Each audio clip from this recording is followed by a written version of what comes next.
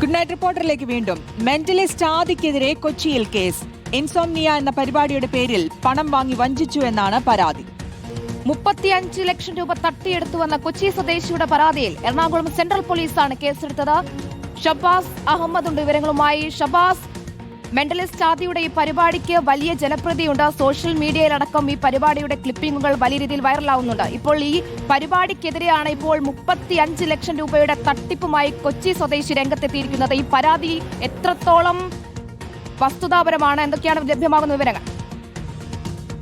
പണം വാങ്ങി വഞ്ചിച്ചു എന്ന പരാതിയിലാണ് മെന്റലിസ്റ്റ് ആദി എന്ന ആദർശിനെതിരെ എറണാകുളം സെൻട്രൽ പോലീസ് കേസെടുത്തിരിക്കുന്നത്. 35 ലക്ഷം രൂപ വാങ്ങി തന്നെ പറ്റിച്ചു എന്നാണ് കൊച്ചി സ്വദേശിയായ പരാതിക്കാരൻ പരാതി നൽകിയിരിക്കുന്നത്.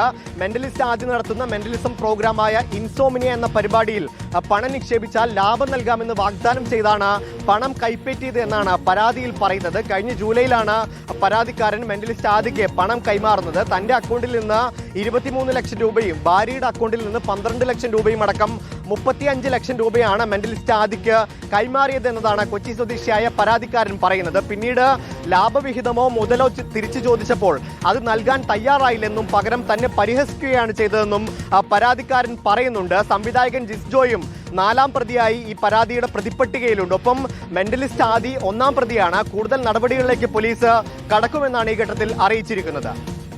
ജിസ്ജോയ്ക്കെതിരെയും പരാതി ഉയർന്നിട്ടുണ്ട്. മെന്റലിസ്റ്റ് ആദിക്കെതിരെയാണ് 35 ലക്ഷം രൂപയുടെ തട്ടിപ്പ് പരാതിയുമായി കൊച്ചി സ്വദേശി രംഗത്തെത്തിയിരിക്കുന്നത്. ഷബാസ് അഹമ്മദ് വിവരങ്ങൾ നൽകിയത്.